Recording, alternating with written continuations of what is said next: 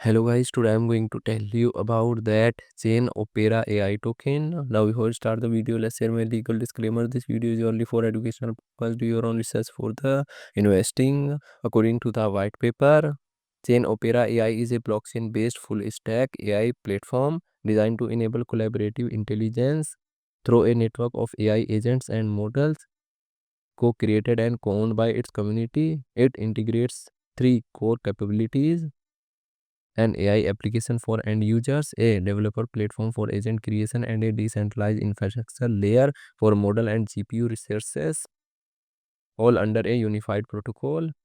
ChainOpera AI reimagine AI development as a community-driven process using COAI to align incentives and decentralized control. Its success hinges on balancing technical scalability with fostering a self-sustaining contributor network. ChainOpera AI token total supply is 1 billion and circulating supply is around 196.47 million COAI token. COAI token is listed on Binance Alpha, Bitget, MEX and other exchanges. If I share my opinion with you, then this project up to 75% chances is that it is a legit or good project. So guys, don't take my opinion as a financial advice. Do your own research for the investing. Thanks for watching.